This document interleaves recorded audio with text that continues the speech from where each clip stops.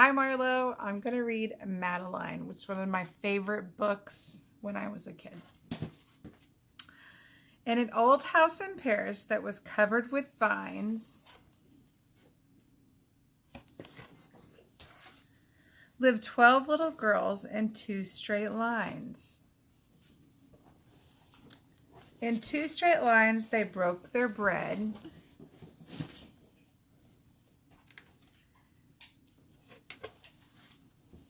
and brushed their teeth and went to bed.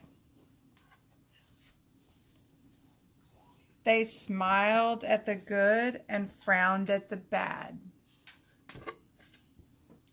And sometimes they were very sad. They left the house at 9:30 in 2 straight lines. In rain or shine. The smallest was Madeline. She was not afraid of mice. She loved winter, snow, and ice. To the tiger in the zoo, Madeline just said, "Pooh, pooh."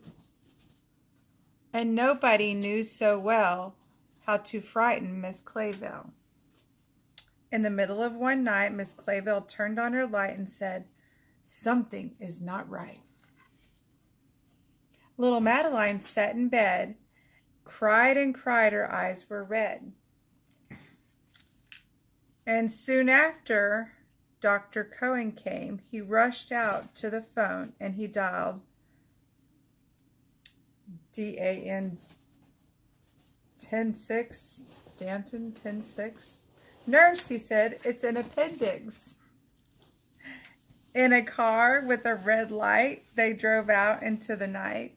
Madeline woke up 2 hours later in a room with flowers.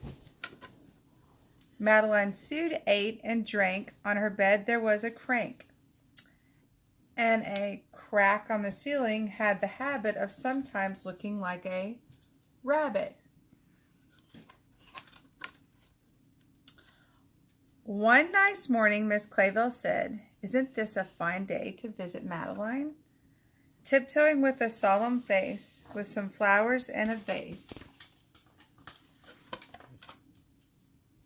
In they walked and then said, "Ah," when they saw the toys and candy and the dollhouse from Papa. But the biggest surprise by far, on her stomach was a scar. "Goodbye," they said, "we'll come again," and the little girl left in the rain, and the little girls left in the rain. They went home and broke their bread, brushed their teeth, and went to bed. In the middle of the night, Miss Clayville turned on the light and said, "Something is not right." And afraid of a disaster, Miss Clayville ran fast and faster, and she said, "Please, children, do tell me what is troubling you." And all the little girls cried, "Boo-hoo, we want to have our appendix out too." "Good night, little girls. Thank the Lord you are well, and now go to sleep," said Miss Clayville. And she turned out the light and closed the door. And that's all there is. There isn't any more. The end.